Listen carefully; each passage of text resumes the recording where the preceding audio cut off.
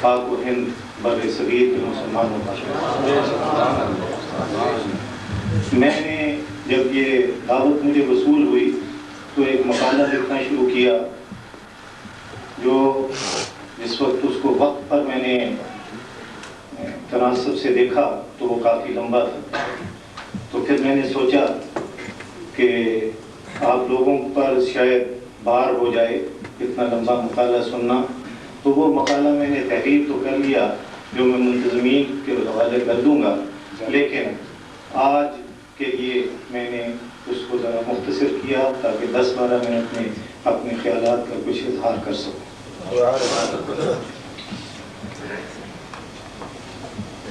ارباب فکر، اصحاب نظر اور مہمانان گرامی، علم و فکر کی یہ پاکیزہ مجلس جہاں اہل دل اور صاحبان تحقیق جمع ہیں، میرے لیے نشان سعادت ہے کہ میں بھی اس متبرک محفل میں شریک ہوں.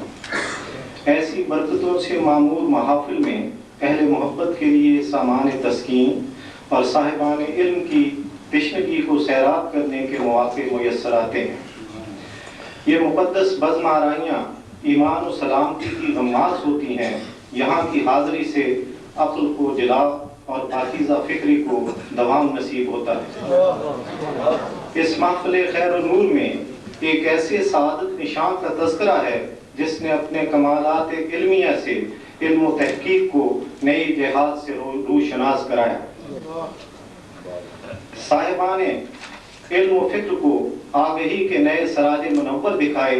اہل دل کی سونی بستیوں میں آج بھی ایسے عشاق کے تذکروں سے روشنی ہوتی ہے جنہوں نے اپنی متاع عزیز کو سرکار مدینہ صلی اللہ علیہ وسلم کی مقدس چوکھٹ پر نثار کر دیا. اہل محبت کے لیے یقین آفرینی کے نئے دروازے وا کر دیے، اور یہ سب عشاق مصطفیٰ صلی اللہ علیہ وسلم کے نصاب محبت میں ہمیشہ کے لیے رقم کر دیا کہ ایمان کی جان محبوب خدا صلی اللہ علیہ وسلم کے ادب کا دوسرا نام ہے. بر صغیر کی تاریخ میں جب بھی عزم و ثبات، فکر و عمل اور محبت و یقین کی تاریخ رقم کی جائے گی تو مولانا احمد رضا خان کا اسم گرامی باب اول میں زرعی حروف سے رقم ہوگا. تاریخ کیا ہے؟ یہی کہ افراد کے کردار کا تذکرہ اور اقوام کی کاوشوں پر تبصرہ. تاریخ افراد کا بیان کرتی ہے، مگر کائنات ارضی میں بعض افراد ایسے بھی ہوتے ہیں جنہیں تاریخ اپنی تعمیر و زینت کے لیے برائے مدد پکارتی ہے.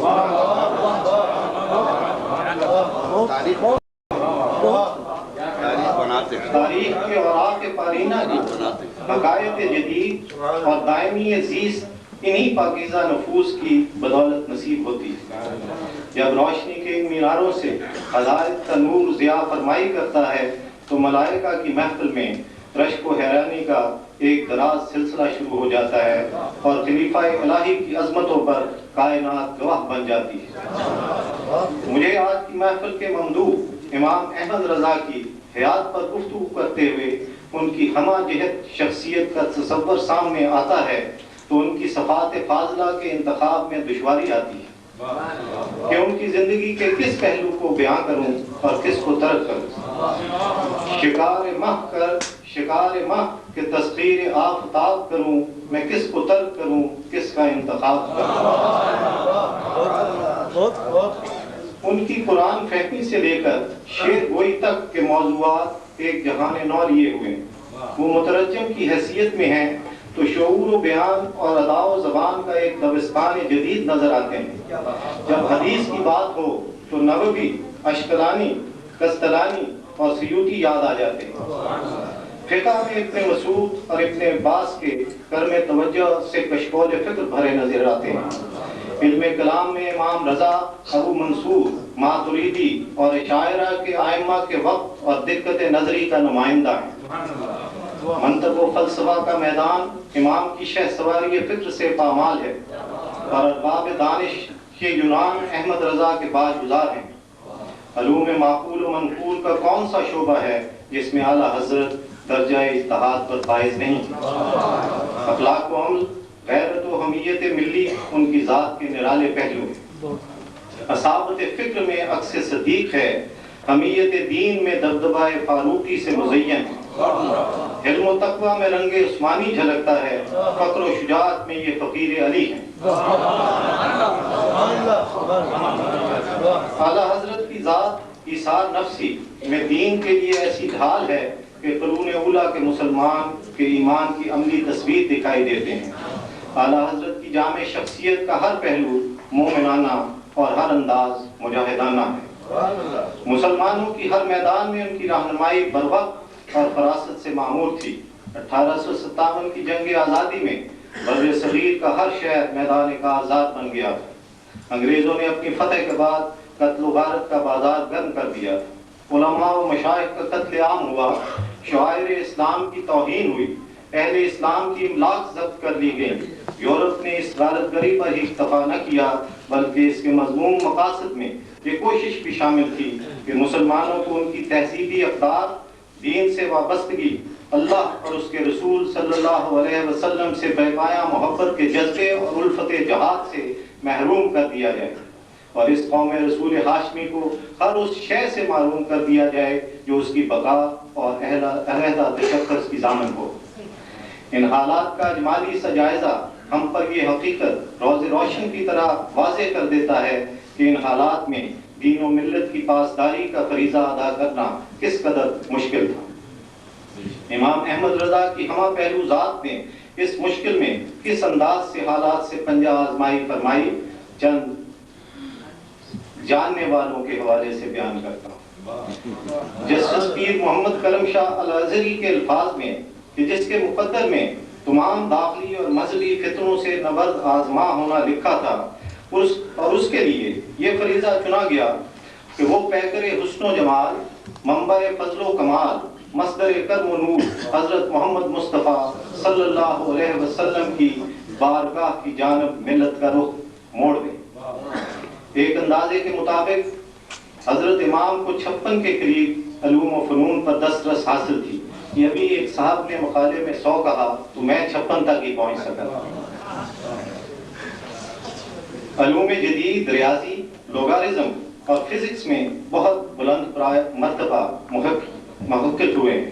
ڈاکٹر ضیاء الدین وائس چانسلر علی گڑھ مسلم یونیورسٹی نے آپ سے علوم ریاضی پر گفتگو کے بعد بے ساختہ یہ اعتراف کیا کہ علم لدنی کے بارے میں سنا تھا، آج اپنی آنکھوں سے دیکھ لیا۔ ان کے علمی مقام کی وضاحت کے لیے ایک بہت بڑے تحقیقاتی ادارے کی ضرورت ہے۔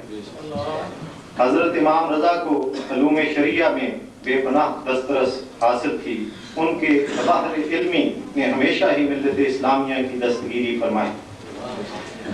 اکابرین ملت اور ذومائے قوم اس اعتراف پر متفق ہیں کہ امام احمد رضا علوم کی جامعیت میں اپنا ثانی نہیں رکھتے۔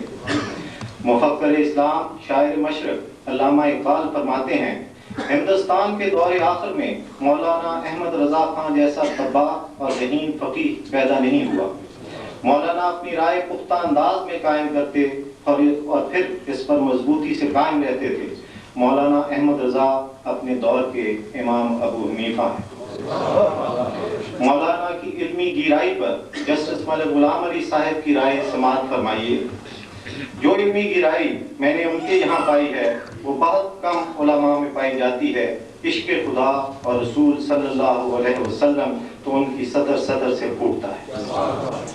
عبدالحی لکھنوی یوں گویا ہیں، فقہ حنفی اور اس کی جزیات پر عبور کے سلسلہ میں ان کا کوئی بھی ہم اثر، ان کا ہم پلہ نہیں۔ اس پر ان کی کتاب کفیل الفقیہ شاہد ہے۔ شاہ معین الدین ندوی نے یوں اعتراف کیا کہ ان کے عالمانہ، محققانہ فتاوی مخالفین اور موافقین سبھی کے لیے قابل مطالعہ ہیں۔ ڈاکٹر ایوب قادری کا خراج تحسین کا انداز دیکھیے۔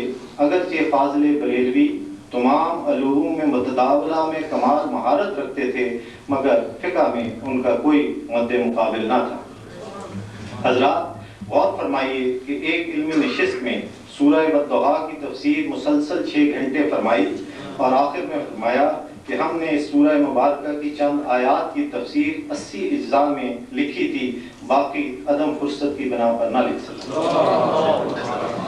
حضرت احمد رضا کی علمی جداگانہ شان یہ ہے کہ آپ سے اکثر سوالات جلیل القدر علماء نے فرمائے ہیں۔ مسئلے کو اس وضاحت سے بیان فرماتے کہ سائل کی تشنگی ختم ہو جاتی، اعلیٰ عدالتیں بھی ان سے رہنمائی حاصل کرتی تھی۔ وصیت کے مسئلے میں 66 صفحے پر مشتمل فتویٰ چیف کورٹ بہاولپور کو ارسال فرمایا۔ وسعت نظری ایسی کہ ایک مرتبہ علماء نے مسلمان تعلیمی اداروں کو سرکاری گرانٹ لینے سے منع کر دیا۔ یہ بھی ایک صاحب نے اور بھی بیان کیا تھا۔ امام احمد رضا نے اس بندش کو نادرست قرار دیا اور فرمایا کہ گورنمنٹ ہم سے ٹیکس لیتی ہے، ہم کیوں نہ گرانٹ لیں، اور اس مسئلے پر ایک مدلل کتاب رقم فرمائی۔ سیاسی میدان میں مسٹر گاندھی کے فریب نے تحریک خلافت میں مسلمانوں کو شکست سے دوچار کر دیا تھا۔ مولانا بریلوی نے قبل از وقت مسئلہ خلافت کو اجاگر کیا تھا اور ہجرت سے منع فرمایا۔ اس طرح گائے کے ذبح پر مسٹر گاندھی نے امتناع کے فتاوی حاصل کیے اور شاعر اسلام پر پابندی لگانے کا نیا انداز اختیار کیا۔ امام موصوف نے شدت سے اس فکر کا علمی تعاقب کیا۔ امام احمد رضا نے مسلمانوں کی اجتماعی حیات کے لیے جو آئین بنایا، اس کی بنیاد رسول اللہ صلی اللہ علیہ وسلم سے وفاداری غیر مشروط پر رکھی۔ وہ فرنگی و ہندی چنگیزیت کا مقابلہ مصطفیت کے اس نور سے کرنا چاہتے ہیں جہاں شرار بولہبیت کا وہم بھی نہ گزر سکے۔ اقبال بھی یہی مرض تشخیص کرتے ہیں کہ کفر و طاغوت کی سازش یہی ہے کہ وہ فاقہ کش جو موت سے ڈرتا نہیں ذرا، روح محمد اس کے بدن سے نکال دو۔ امام احمد رضا نے اس مریضانہ ذہن کی پیدا شدہ سازش کا علاج یہ تجویز کیا کہ ٹھوکریں کھاتے پھرو گے ان کے در پر پڑ رہو، قافلہ تو اے رضا اول گیا آخر میں۔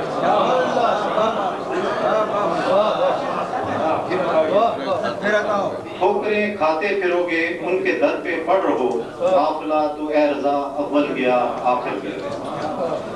اقبال و رضا کا نظریہ رجوع ملت اسلامیہ کے درد کا درما ہے۔ اس نظریے پر عمل پیرائی ہماری نجات کی ضمانت فراہم کرتی ہے۔ ملت اسلامیہ کے عظیم فرزند اور مجاہد کبیر مولانا محمد علی جوہر نے اس حقیقت کو کس آسن انداز سے بیان فرمایا ہے۔ سماعت فرمائیے۔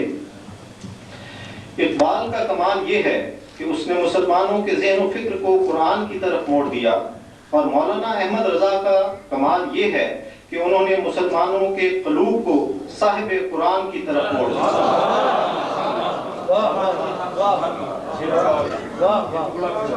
اقبال کا کمال یہ ہے کہ اس نے مسلمانوں کے ذہن و فکر کو قرآن کی طرف موڑ دیا، اور مولانا احمد رضا خان کا کمال یہ ہے کہ انہوں نے مسلمانوں کے قلوب کو صاحب قرآن کی طرف موڑ دیا۔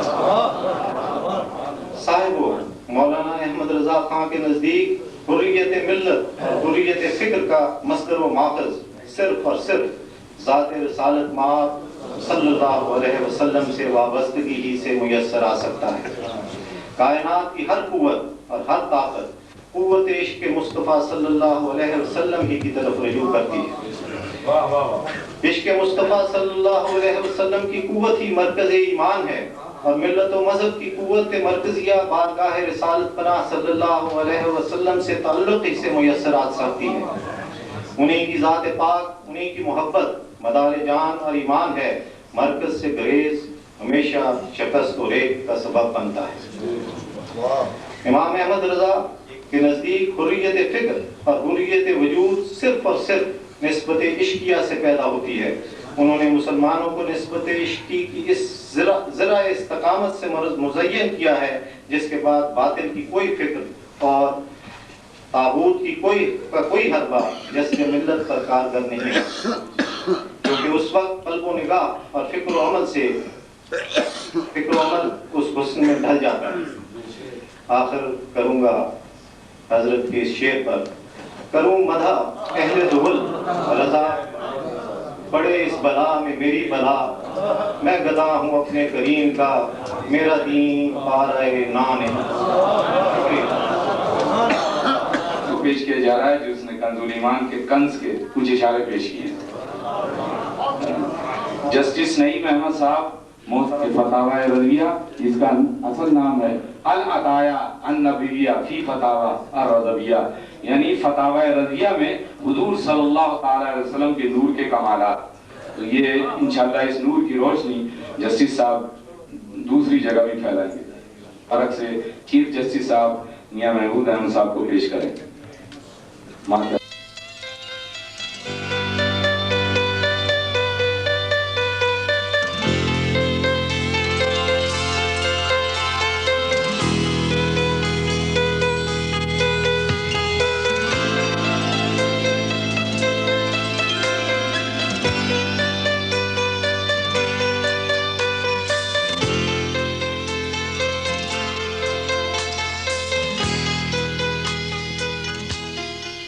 نیشنل کانفرنس کا دوسرا دور شروع ہونے والا ہے. آپ سے درخواست ہے کہ اپنی اپنی نشستوں پہ تشریف رکھیں. جناب پروفیسر ڈاکٹر منظور الدین احمد صاحب، جناب علامہ مفتی محمد مکرم صاحب، جناب مولانا کوثر میادی صاحب، اور ہمارے کراچی یونیورسٹی کے استاد شعبہ سیاسیات پروفیسر ڈاکٹر سید اظہر علی صاحب منظوم خراج عقیدت پیش کریں گے انشاءاللہ. میں حضرت علامہ ارشد القادری صاحب دامت برکاتہم عالیہ سے درخواست گزار ہوں کہ تشریف لائیں اور صدارت کی کرسی پہ تشریف رکھیں.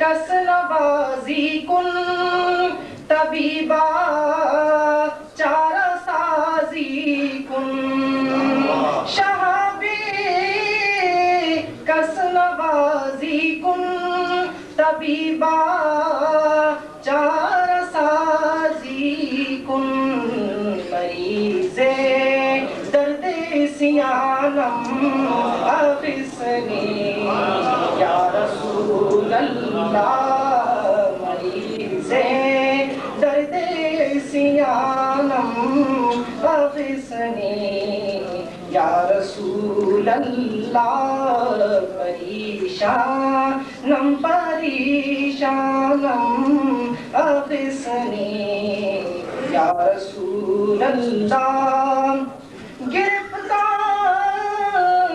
رہائی دے مسیحا مومیائی دے گرفتارم رہائی دے مسیحا مومیائی دے شکستم رنگ سامانم اغسنی یا رسول اللہ شکستم رنگ سامانم اغسنی یا رسول اللہ پریشانم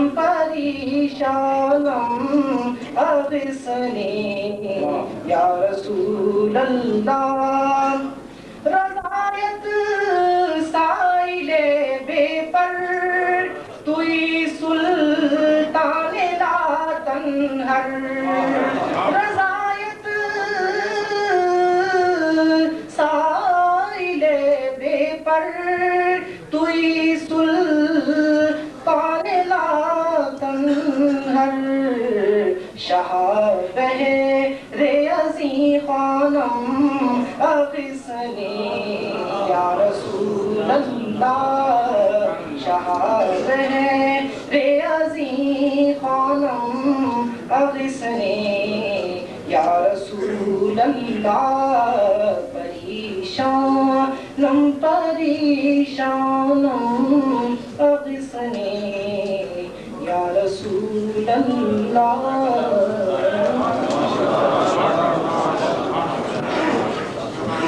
سبحان اللہ ماشاءاللہ. یہ نوجوان صالح نعت خان سید زمان علی آپ کو بارگاہ اقدس میں سرکار دو عالم صلی اللہ علیہ وسلم بارگاہ اقدس میں اعلیٰ حضرت کی فارسی کی نعت پیش کر رہے کہ اللہ تعالیٰ نے جزائے خیر دے. بہت خوبصورت لہجے میں انہوں نے یہ نعت سنائی ہے اور ہمارے دلوں میں عشق رسول صلی اللہ علیہ وسلم کی موج پیدا کر دی ہے.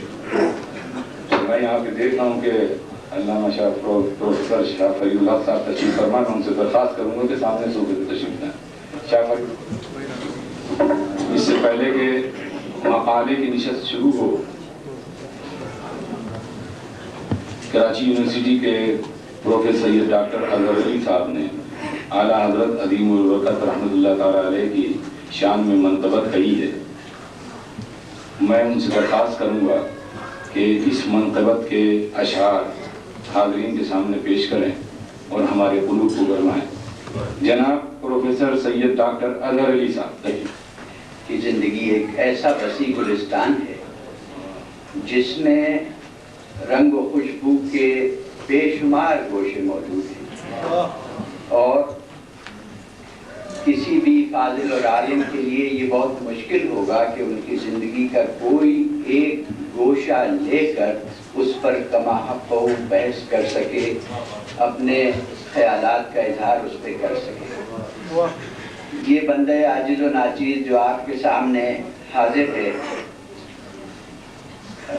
یہ علم سیاسیات کا ایک ادنا طالب علم ہے اور کوشش کی ہے کہ ان کی زندگی کے جو سیاسی پہلو ہیں، بالخصوص اس دور کے جب تحریک خلافت شروع ہوئی تھی، وہ آپ لوگوں کی خدمت میں پیش کی شان ہو. حیران ہوں کہ کیسے میں کھولوں زبان کو، میرا سلام حضرت اعلیٰ کی شان کو، عالم کو، اس امام کو، خلداشیان کو، عالم کو، اس امام کو، خلداشیان کو حیرت میں ڈال دیتا تھا جو نکتہ دان کو. عالم کو، اس امام کو، خلداشیان کو حیرت میں ڈال دیتا تھا جو نکتہ دان کو. تھا اس کا فیض علم مگر سب کے واسطے، تھا اس کا فیض علم مگر سب کے واسطے، مخصوص وہ نہ تھا کسی منصب کے واسطے. اجمی بھی در پہ آئے، حجازی بھی آ گئے. اجمی بھی در پہ آئے، حجازی بھی آ گئے، شرعی معاملے لیے قاضی بھی آ گئے. اجمی بھی در پہ آئے، حجازی بھی آ گئے، شرعی معاملے لیے قاضی بھی آ گئے. کچھ تشنگان علم مجازی بھی آ گئے، کچھ تشنگان علم مجازی بھی آ گئے، الجھن کو لے کے طاق ریاضی بھی آ گئے.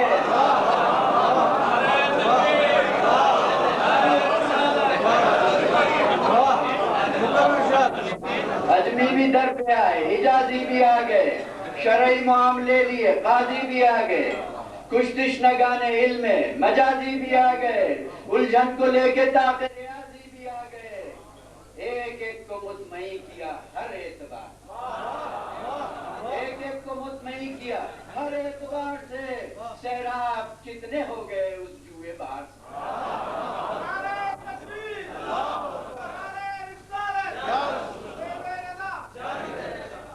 ایک ایک کو مطمئن کیا ہر اعتبار سے, سیراب کتنے ہو گئے اس جوئے بار سے.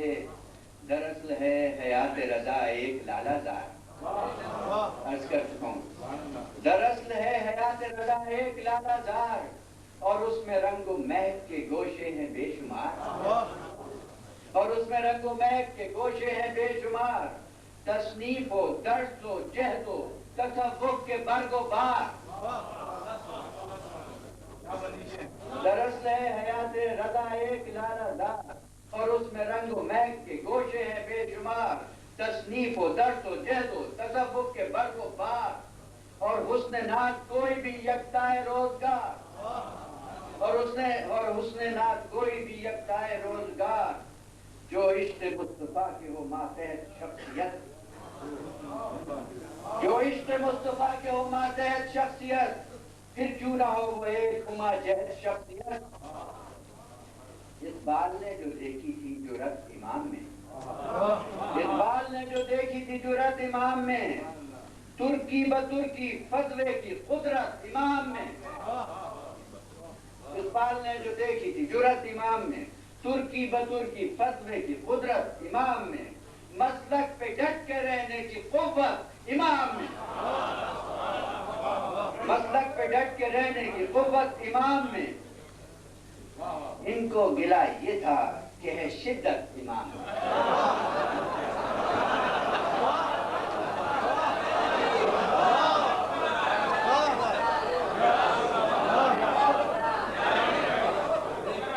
اقبال نے جو دیکھی تھی جرأت امام میں, ترکی بترکی فتوے کی قدرت امام میں, مسلک پہ ڈٹ کے رہنے کی قوت امام میں. ان کو گلا یہ تھا کہ ہے شدت امام میں. کھٹکی نہ جانے کیوں انہیں شدت مزاج کی, کھٹکی نہ جانے کیوں انہیں شدت مزاج کی. شدت تو آب و تاب ہے مومن کے تاج کی.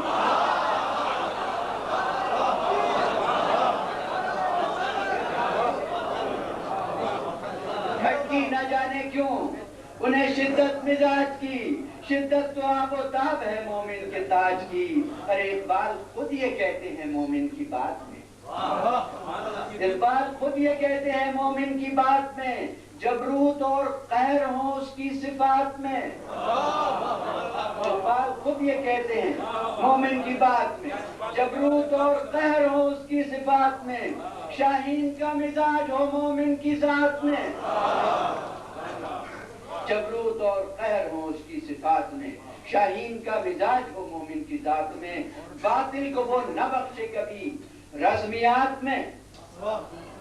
شاہین کا مزاج ہو مومن کی ذات میں, باطل کو وہ نہ بخشے کبھی رزمیات میں. ان سب خصوصیات میں شدت نہیں ہے کیا, ان سب خصوصیات میں شدت نہیں ہے کیا. مومن کے اس معیار میں حدت نہیں ہے کیا. سورج غروب ہوتا نہ تھا جس کے راج میں, سورج غروب ہوتا نہ تھا جس کے راج میں. اقوام کے نصیب ٹکے جس کے تاج میں. سورج غروب ہوتا نہ تھا جس کے راج میں, اقوام کے نصیب ٹکے جس کے تاج میں. آزادیاں جو لیتا تھا اپنے خراج میں, حضرت کو ایک سمن ملا, عدالتی سمن. آزادیاں جو لیتا تھا اپنے خراج میں, حضرت کو ایک سمن ملا اس سامراج میں. اور فرمائیے, سورج غروب ہوتا نہ تھا جس کے راج میں, اقوام کے نصیب ٹکے جس کے تاج میں. آزادیاں جو لیتا تھا اپنے خراج میں, حضرت کو ایک سمن ملا اس سامراج میں.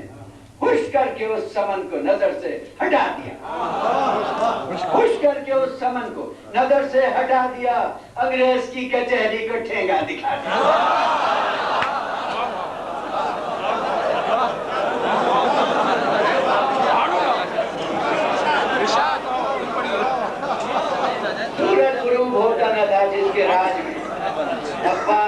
رسید ٹکے جس کے تاج میں، آزادیاں جو لیتا تھا اپنے خراج میں، حضرت کو ایک سمن ملا اس سامراج میں، اٹھ کر کے اس سمن کو نظر سے ہٹا دیا، انگریز کی کچہری کو ٹھیکا دکھا۔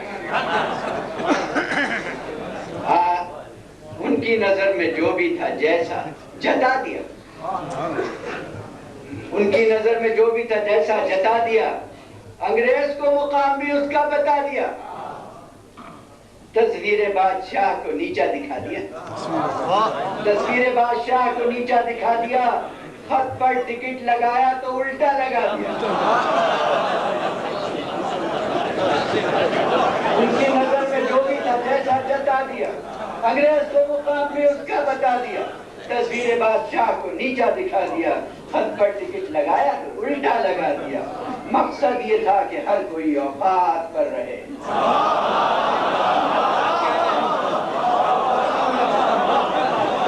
خط پر ٹکٹ لگایا تو الٹا لگا دیا، مقصد یہ تھا کہ ہر کوئی اوقات پر رہے، انگریز حکمران کا نیچے کو سر رہے۔ الٹا ٹکٹ کچھ ایسا کہ تختہ الٹ گیا۔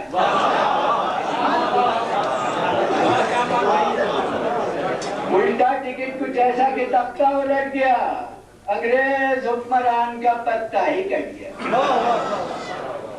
الٹا ٹکٹ کچھ ایسا کہ تختہ الٹ گیا، انگریز حکمران کا پتہ ہی کٹ گیا، زچ ہو کے اپنے ملک کو واپس پلٹ گیا، زچ ہو کے اپنے ملک کو واپس پلٹ گیا، سیلاب اقتدار کنویں میں سمٹ گیا، سیلاب اقتدار کنویں میں سمٹ گیا۔ عالم کے حکمران جزیرے میں آ گئے، عالم کے حکمران جزیرے میں آ گئے، الٹی بساط وقت کے تیرے میں آ گئے، الٹی بساط وقت کے تیرے میں آ گئے۔ ایک احتجاج اٹھا خلافت کی بات کا، ایک احتجاج اٹھا خلافت کی بات کا، یہ معاملہ تھا صرف مسلمان کی ذات کا، ایک احتجاج اٹھا خلافت کی بات کا، یہ معاملہ تھا صرف مسلمان کی ذات کا۔ گاندھی نے موقع دیکھا سیاسی برات کا، گاندھی نے موقع دیکھا سیاسی برات کا، مسجد میں داخلہ ہوا لات و منات کا، تحریک مسلمین کا رخ موڑنے لگے، پکے پکائے دیکھے تو پھل توڑنے لگے۔ گاندھی نے جھٹ سے ترک موالات کر دیا، آسودہ زندگی کو خرافات کر دیا، تحریک مسلمین کو خرافات کر دیا، اس قوم کو سپرد حوالات کر دیا۔ ایک موج تھی کہ جس میں مسلمان بہ گئے، کافر کی رو میں صاحب ایمان بہ گئے۔ گاندھی کے حق میں علماء کا فتویٰ نکل پڑا،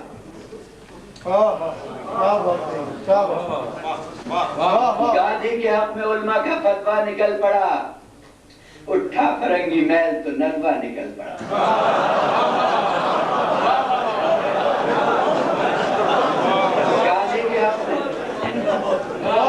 گاندھی کے حق میں علماء کا فتویٰ نکل پڑا، اٹھا فرنگی محل تو نلوا نکل پڑا، فرقوں کے اتحاد کا دعویٰ نکل پڑا، مسلم کے دکھ کا جیسے مداوا نکل پڑا۔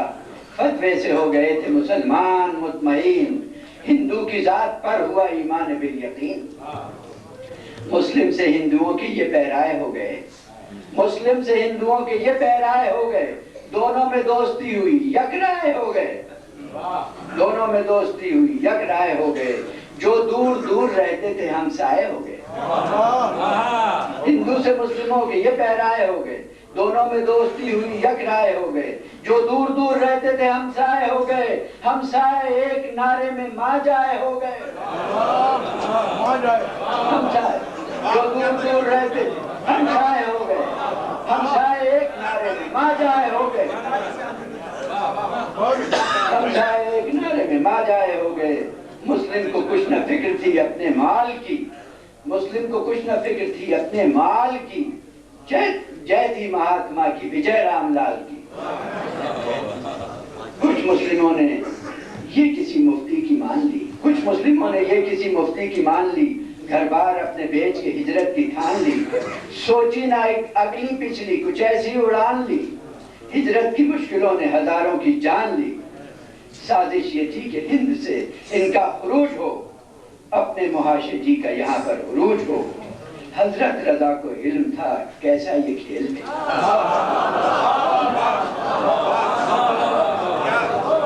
حضرت رضا کو علم تھا کیسا یہ کھیل ہے، دراصل کس کے ہاتھ میں سب کی نکیل ہے۔ حضرت رضا کو علم تھا کیسا یہ کھیل ہے، دراصل کس کے ہاتھ میں سب کی نکیل ہے۔ منڈے چڑھے گی اس میں جو وہ کس کی بیل ہے، کتنے دلوں میں تیل ہے، کتنے دلوں میں تیل ہے اور کتنا تیل ہے۔ منڈے چڑھے گی اس میں جو وہ کس کی بیل ہے، کتنے دلوں میں تیل ہے اور کتنا تیل ہے۔ اس تیل سے چراغ جلائیں گے کون لوگ، اس تیل سے چراغ جلائیں گے کون لوگ، اور تاریکیوں میں رات بتائیں گے کون لوگ۔ حضرت نے مسلموں کو اٹھایا جھنجھوڑ کر، حضرت نے مسلموں کو اٹھایا جھنجھوڑ کر، گاندھی کا اصل روپ نکالا کھکوڑ کر، گاندھی کا اصل روپ نکالا وہ پے بند کر دیا، کومل جہاں لگا تھا وہ پے بند کر دیا۔ حضرت نے کانگریس کا دیو بند کر دیا۔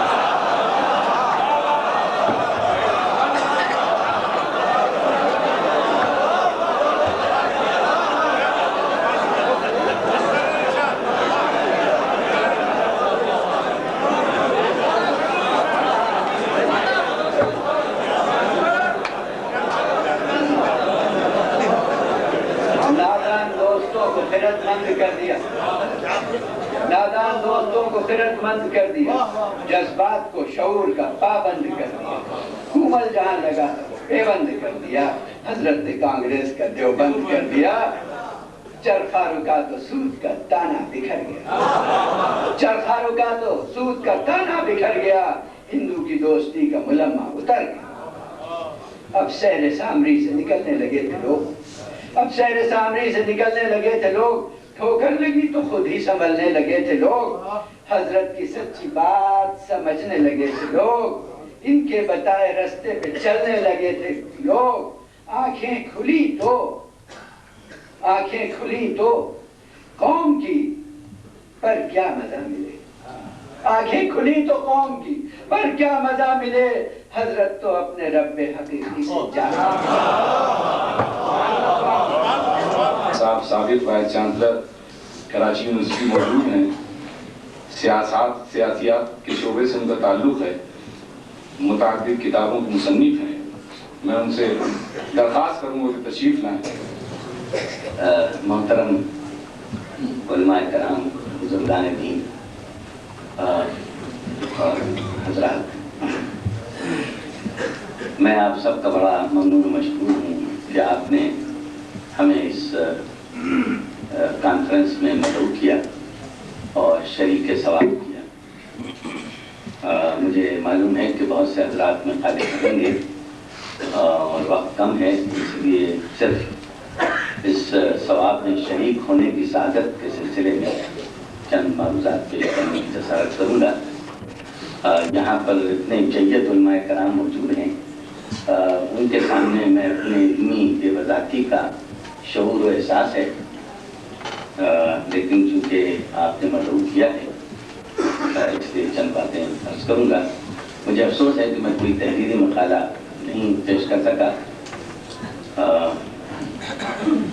میں سمجھتا ہوں کہ دو بہت سے پہلو ایسے ہیں، ان کی اعلیٰ حضرت کی شخصیت اتنی عظیم تھی اور اتنی کہ پورے بر صغیر کے اندر اور عالم اسلام میں وہ محیط تھی، اور ہر پہلو سے ہر جگہ مختلف جہات کے اندر ان کی شخصیات کا مطالعہ کیا جا سکتا ہے، اور یہ ممکن نہیں ہے کہ ایک مقالے کے اندر ان کی شخصیت کے تمام پہلوؤں کا صحیح طریقے سے احاطہ کیا جا سکے، اور مجھے یقین ہے کہ بہت سے مقالہ نگار مختلف پہلوؤں کو اجاگر کریں گے، لیکن چند ایسے پہلو ہیں جن سے میں خود بڑا متاثر ہوا ہوں۔ ایک تو جیسا کہ ابھی رسول صاحب نے فرمایا کہ ان کے سیاسی کردار کے سلسلے میں، اور دوسرے یہ عقیدے اور سیاست میں ایک ربط ہوا کرتا ہے۔ بغیر رب کے یہ ممکن نہیں ہے کہ آپ سیاست کے اندر کوئی ایک اپنی منزل کا تعین ممکن نہیں ہے. خصوصاً اسلام کے حوالے سے تو عقیدے کا گہرا تعلق یقینی طور سے سیاست سے. ہم دین اور دنیا کی سنگیت کے قائل نہیں ہیں, ہم جسم اور روح کی سنگیت کے قائل نہیں ہیں.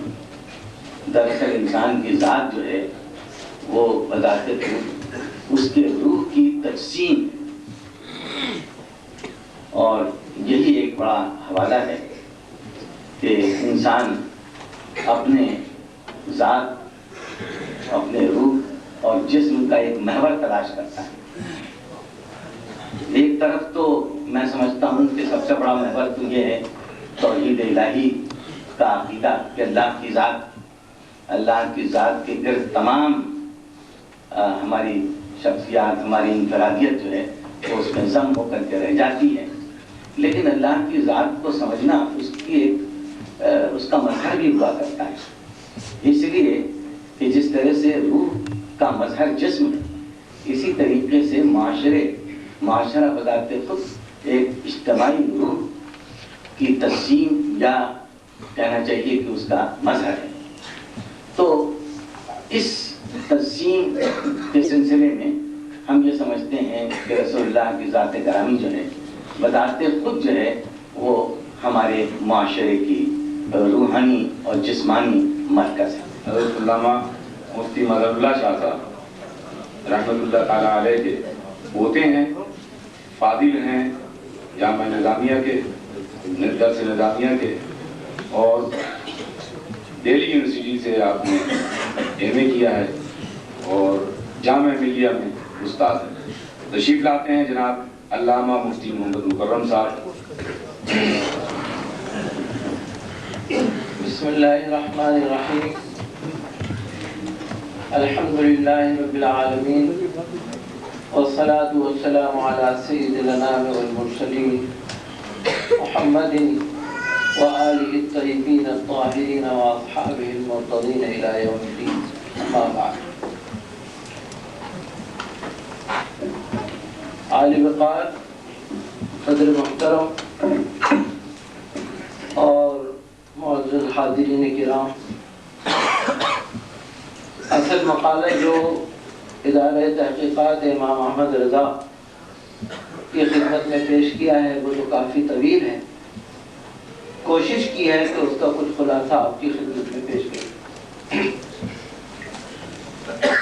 فرید العصر وحید الدہر حضرت امام احمد رضا خان رحمۃ اللہ علیہ 14ویں صدی ہجری کے مجدد, جلیل القدر عالم, عظیم المرتبت مفتی, بلند پایا مصنف, عابد باعمل, محقق بے بدل, صاحب بصیرت, واقف اسرار معرفت, عارف رموز طریقت, دیدور سیاستداں, ماہر سائنسداں اور ایسے باکمال ادیب و شاعر تھے جن کی مثال ان کے دور میں کیا کسی بھی دور میں نہیں ملی.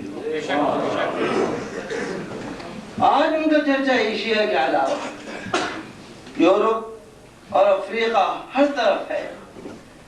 ان کو بیک وقت 50 سے 100 تک علوم و فنون پر مہارت تام حاصل تھی, اور ان کی تصانیف کو اہل عرب و عجم نے ہمیشہ قدر و منزلت کی نگاہ سے دیکھا. حضرت امام احمد رضا خان جیسے اردو اور فارسی کے بے مثال شاعر تھے, ایسے ہی عربی نثر و نظم پر بھی ان کو بے مثال عبور. انہوں نے شاعری کو اپنایا, اس میں بھی اتباع سنت کا جذبہ کار فرما تھا. رسول اکرم صلی اللہ علیہ وسلم نے فرمایا ہے, الشعر فیہ کلام حسن و قبیح فخذ الحسن واترک القبیح. تاریخ سے ثابت ہے کہ عہد رسالت صلی اللہ علیہ وسلم میں بہت سے شعراء ایسے تھے جنہوں نے دشمنان اسلام کی گستاخیوں کا منہ توڑ جواب دیا. اور رسول اکرم صلی اللہ علیہ وسلم نے ان کی تحسین فرمائی، ان کے لیے دعائیں دیں اور ان کے کلام کو پسند فرمایا۔ حضرت حسان بن ثابت رضی اللہ عنہ بدگویان مصطفیٰ صلی اللہ علیہ وسلم سے فرماتے ہیں فَإِنَّ أَبِي وَوَالِدَتِي وَعِرْضِي لِعِرْضِ مُحَمَّدٍ مِنْكُمْ بِقَوْمٍ۔ ابن عبد البر نے ایسے اسلامی شعراء کی ایک طویل فہرست تیار کی ہے جنہوں نے عہد رسالت میں توحید و رسالت کا پرچم بلند کیا اور دشمنان اسلام کو ذلیل و رسوا کیا۔ ان میں سے چند بہت مشہور یہ ہیں: حسان بن ثابت، کعب بن مالک، عبداللہ بن رواحہ، عدی بن حاتم الطائی، عباس بن ورداس السلمی، ابو سفیان، الحارث بن عبد المطلب، حمید بن ثور الہلالی، ابو الطفیل عامر، وہ یوپی کے بریلی شہر سے ہے۔ وہ ہندوستانی ہیں لیکن اس کے باوجود ان کو عربی زبان و ادب میں اتنا عبور تھا کہ خود علماء عرب اور ادباء عرب نے ان کی تعریف کی اور ان کی شان میں بڑے ہی والہانہ انداز میں خراج عقیدت پیش کیا ہے۔ ہم یہاں مسعود ملت حضرت پروفیسر ڈاکٹر محمد مسعود احمد صاحب کی مشہور تصنیف فاضل بریلوی علماء حجاز کی نظر میں نامی کتاب سے دو اقتباس پیش کرتے ہیں جن سے فاضل بریلوی کی عربی مہارت کا اندازہ بخوبی ہو سکتا ہے۔ شیخ اسد ابن احمد طحان علیہ الرحمہ جو حرم شریف مکہ معظمہ کے مدرس ہیں لکھتے ہیں فقد اطلعت على هذه الرسالة الجليلة التي ألفها نادرة الزمان ونتيجة الأوام العلامة الذي افتخرت به الأواخر على الأوائل والفحامة الذي ترك تبيانه صحبان باقي سیدی و سندی الشیخ احمد رضا خان البہیج۔ میں یہ عرض کر دوں کہ میرے اس مقالے کا عنوان تھا حضور صلی اللہ علیہ وسلم حضرت فاضل بریلوی کے دو عربی قصیدے جو آپ نے حضرت شاہ فضل رسول بدایونی رحمۃ اللہ علیہ کی تعریف میں کہے تھے۔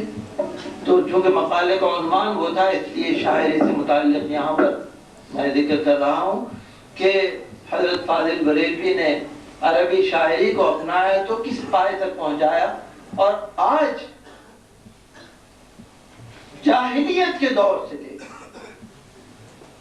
اور آج تک علماء عرب اور ادباء عرب میں فاضل بریلوی کا سکہ کس شان سے بیٹھا ہے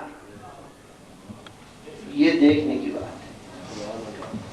مختصر الفاظ میں کہنے کی کوشش کروں گا۔ حضرت امام احمد رضا رحمۃ اللہ علیہ نے عاشق رسول حضرت شاہ فضل رسول بدایونی رحمۃ اللہ علیہ کی مدح میں دو قصیدے لکھے ہیں جو عربی ادب کا شاہکار ہیں۔ شاہ فضل رسول رحمۃ اللہ علیہ کی عظمت و رفعت کا اندازہ اسی سے ہو سکتا ہے کہ جب تعریف کرنے والا اس پائے کا ہے تو ممدوح کس قدر عظیم مرتبے کا ہوگا۔ ان کی بارگاہ میں نہ صرف علماء و فضلاء بلکہ بادشاہ وقت بھی مستفتی بن کر پیش ہونے میں سعادت سمجھتے تھے۔ انہوں نے ناموس مصطفیٰ صلی اللہ علیہ وسلم کی حفاظت کی اور اپنے زمانے میں بدگویان و گستاخان رسول کے لیے سپر بنے رہے۔ پروفیسر ڈاکٹر جمال الدین صاحب یہاں تشریف فرما ہے۔ جمال الدین صاحب کا تعلق اعلیٰ حضرت کے پیر خانے سے ہے، ماہرہ شریف سے، اور آپ جامعہ ملیہ میں ذاکر حسین انسٹیٹیوٹ آف اسلامک اسٹڈیز کے ڈپٹی ڈائریکٹر ہیں۔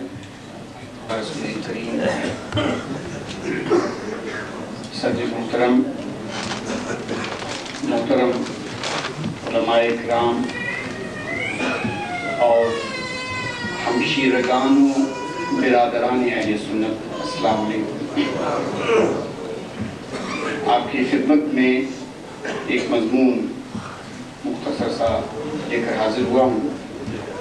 میں عالم دین تو نہیں، جیسا کہ تعارف کرایا گیا اس نسبت سے بس یہ عرض کر سکتا ہوں کہ قاضی کے گھر کا چوہا ہوں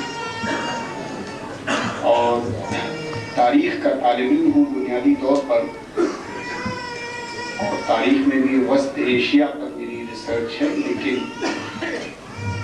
اہل سنت پر بھی کچھ نہ کچھ لکھتا رہتا ہوں۔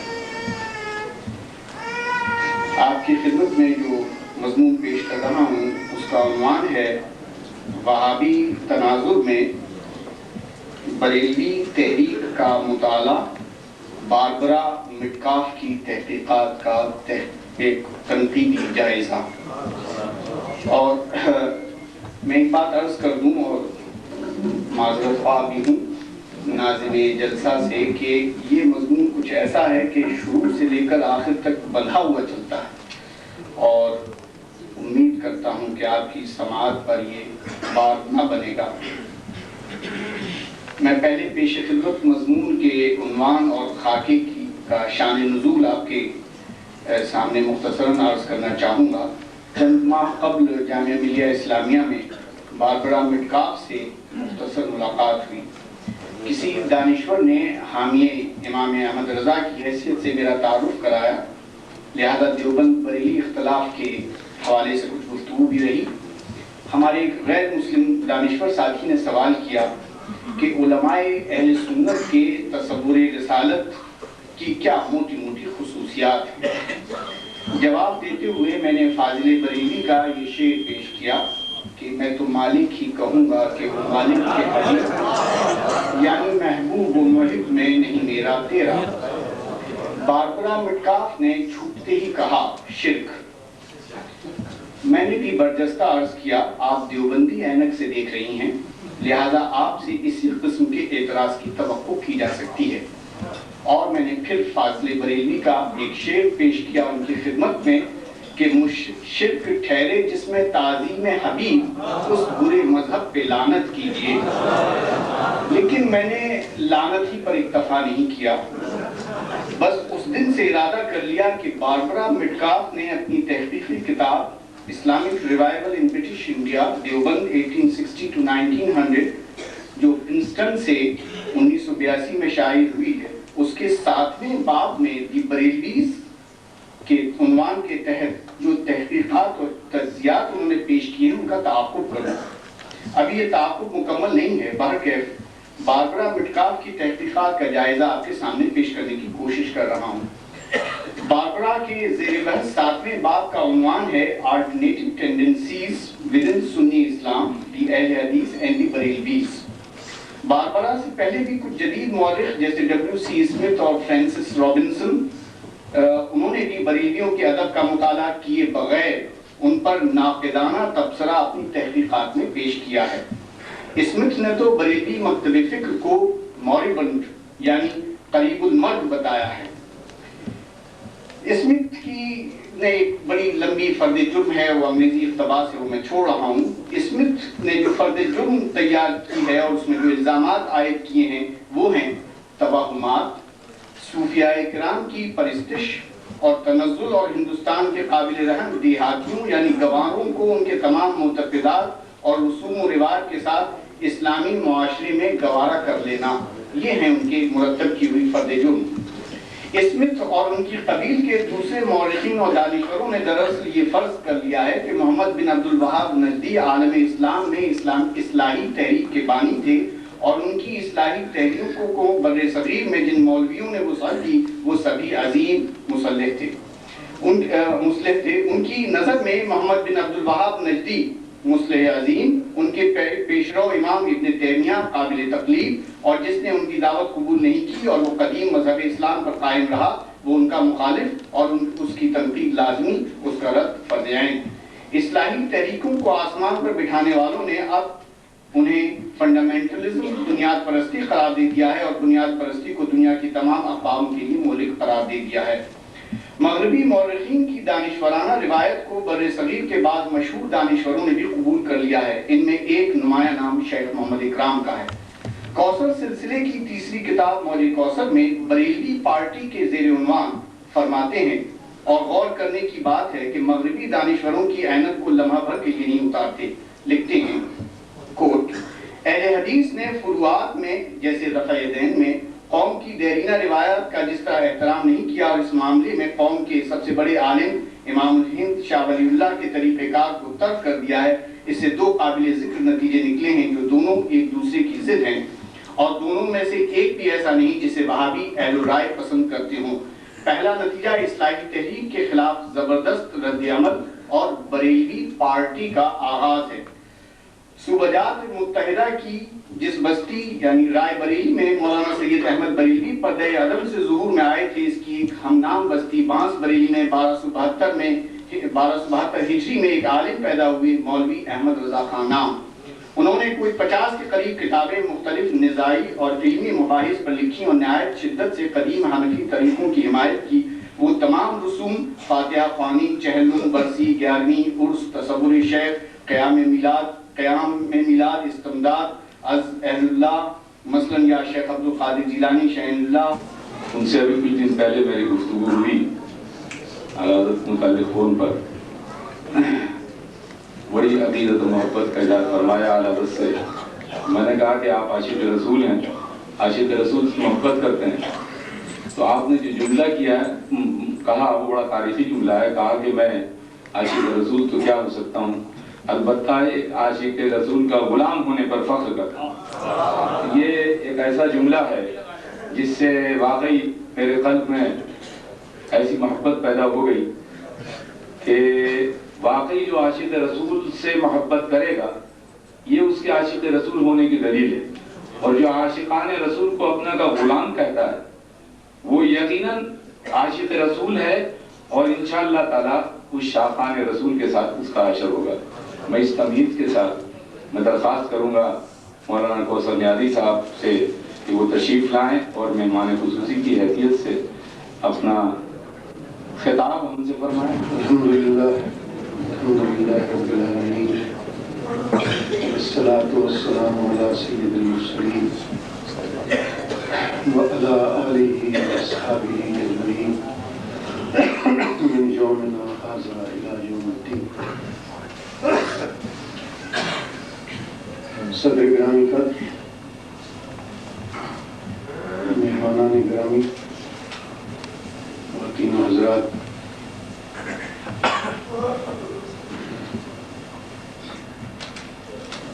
میرے دوست جناب وجاہت رسول قادری صاحب نے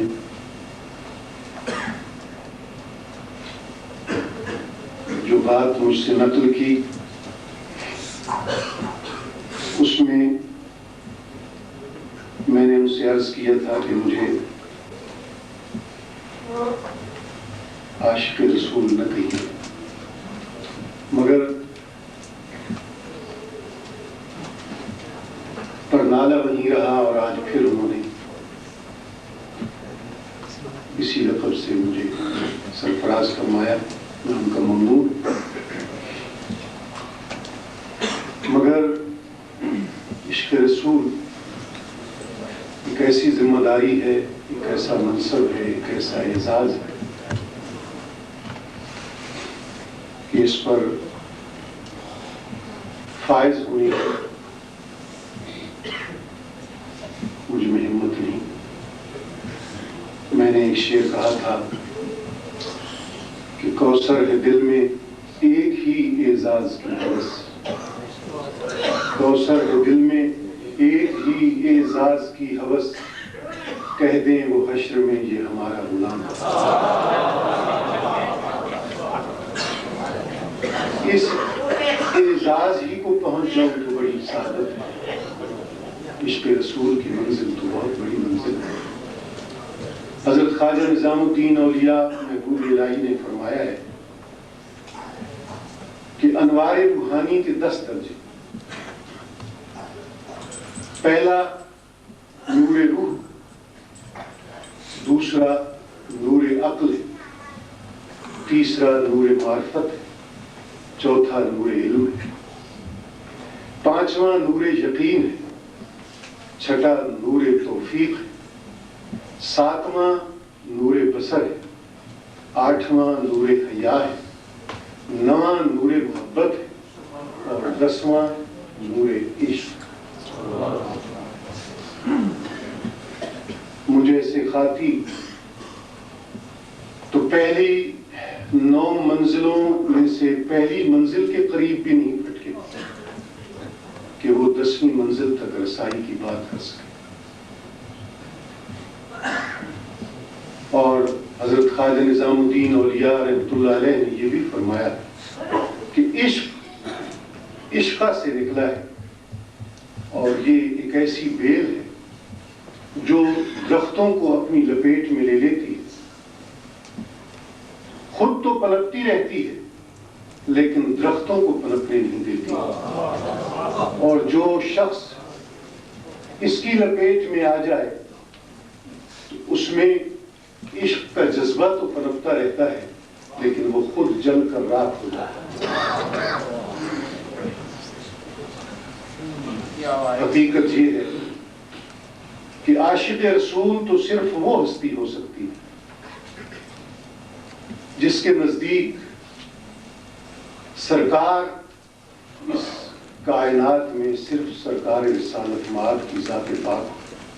ہم ایسے سرکاری درباری لوگ اور مختلف سرکاروں سے وابستہ لوگ اس عشق کی منزل کو کہاں پہنچ سکتے ہیں جس پر فائز عاشق رسول یہ کہتا ہے کہ بجز سرکار سر کار ایجاد، اس ایک سرکار کے سوا کہ جو اس تمام عالم ایجاد کی پس پردہ سر کار بنیاد اور رمز اور بھید کے طور پر چھپی ہوئی ہے، جو لولا کلمات کی بنیاد ہے، جو تخلیق کائنات کا باعث ہے.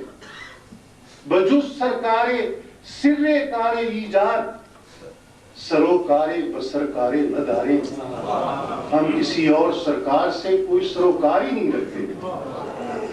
تو عاشق رسول تو ایک ایسی ہی ہستی ہو سکتی، اور جو یہ فرمائے کہ فخر و غرور اور دماغ آسمان پر ہونے کا حق تو اس شخص کو حاصل ہے کہ جو کوئے حبیب میں پاسبانی کا شرف رکھنے والے کسی کتے کی کم سے کم پائے بوسی کا مقام تو رکھتا ہو. فرمایا رضا کسی سگے طیبہ کے پاؤں بھی چومے،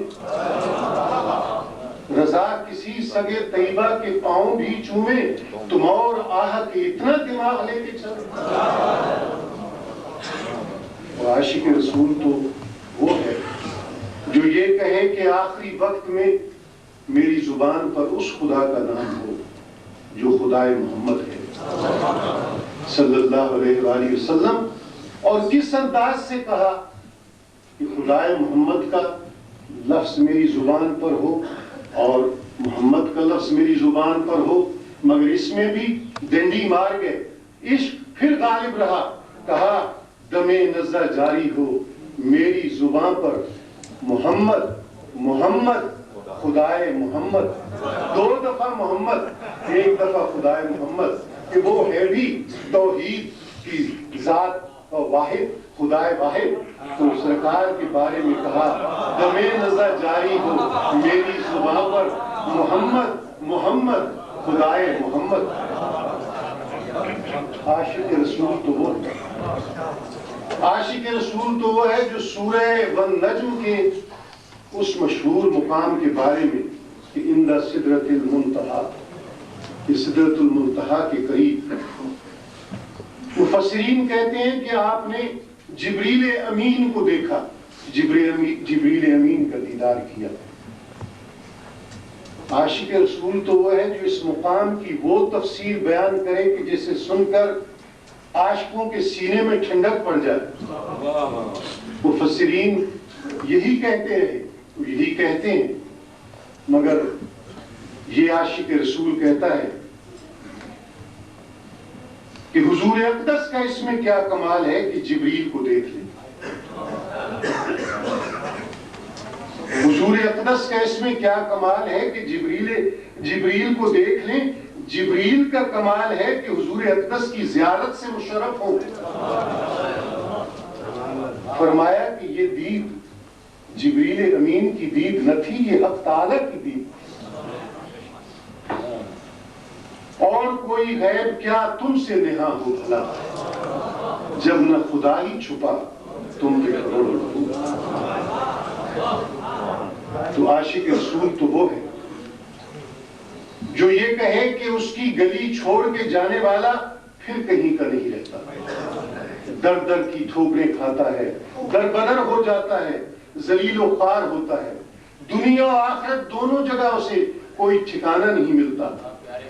غالب کہتا ہے ہاں وہ نہیں خدا پرست، جاؤ وہ بے وفا سہی، جس کو ہو جان و دل عزیز اس کی گلی میں جائے۔